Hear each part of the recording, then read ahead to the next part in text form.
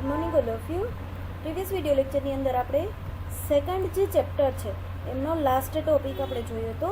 આપણું જે second unit છે એમનો last topic go to statement. Go to statement કેવી રીતે વર્ક કરે છે, શું વર્ક કરે છે એ આપણે જોયું હતું. બરાબર. હવે આજના વિડીયો લેક્ચરની અંદર આપણે જોવાનું છે કે આપણે અત્યાર સુધી જે ટોપિક ભણ્યા છીએ એને રિલેટેડ થોડાક એક્ઝામ્પલ જોવાના છે. તો વેરી ફર્સ્ટ ઓફ ઓલ હું ઇફ સ્ટેટમેન્ટ માટેનું એક્ઝામ્પલ અહીંયા એક્સપ્લેન કરું છું. તમે જોઈ શકો છો, મેં અહીંયા કમેન્ટ આપેલી છે, program for check whether person can vote or not. આપણે બધાને ખ્યાલ જ છે, કોઈ પણ પર્સન છે ક્યારે વોટ કરી શકે, જ્યારે એની એજ છે 18થી અપ હોય ત્યારે એ વોટિંગ કરી શકે. તો એ આપણે કન્ડિશન થ્રુ ચેક કરવાનું છે કે પર્સનની એજ કેટલી છે અને આટલી એજ છે તો એ વોટ કરી શકશે કે નહીં. બરાબર. વેરી ફર્સ્ટ ઓફ ઓલ આપણે ઇન્ક્લુડ ડાયરેક્ટિવનો યુઝ કરીએ.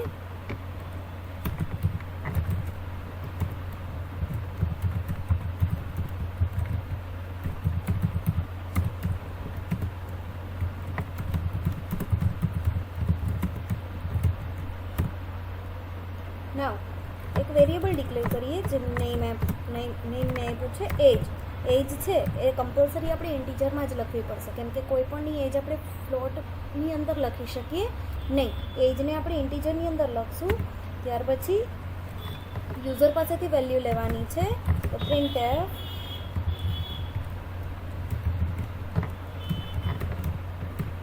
enter age of person. પર્સનની એજ એન્ટર કરો. બરાબર. scanf ઇન્ટીજર વેલ્યુ છે એટલે પર્સન્ટેજ ડીનો યુઝ કરશું. Person sign and age. Age નામના વેરિયેબલની અંદર જે ડેટા યુઝર એન્ટર કરે છે એમને આપણે સ્ટોર કરાવશું. ત્યાર પછી ઇફ કન્ડિશનનો યુઝ કરેલો છે, જેમની અંદર આપણે કન્ડિશન મૂકવાની છે કે એજ જે છે એ 18 કે 18 કરતાં વધારે હોય તો શું થવું જોઈએ, તો આપણે મેસેજ ડિસ્પ્લે થવો જોઈએ.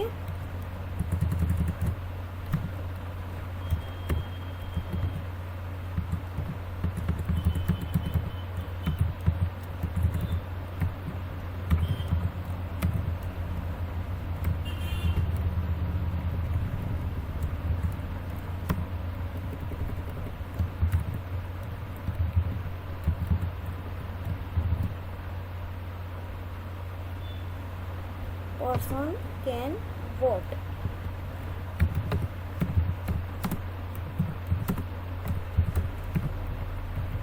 Otherwise શું થવું જોઈએ, person can not vote.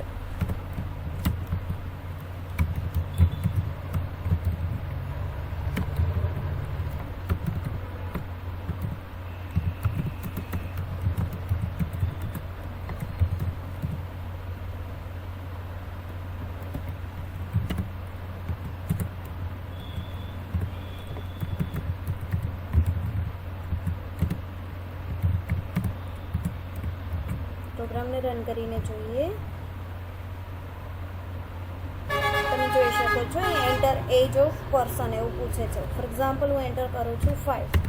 શું હશે, પર્સન કેન નોટ વોટ. આપણે અહીંયા CLR SCRનો યુઝ કરીએ જેથી આપણી આઉટપુટ સ્ક્રીન છે ક્લિયર થઈ જાય. હું એન્ટર કરું છું 87. શું હશે, પર્સન કેન વોટ. ઓકે. તો આ રીતે તમે ઇફ એલ્સ સ્ટેટમેન્ટનો યુઝ કરી અને કોઈ પણ પર્સન છે વોટ કરી શકશે કે નહીં એ જાણી શકો છો. આ ઇફ એલ્સનું એક એક્ઝામ્પલ કહી શકાય.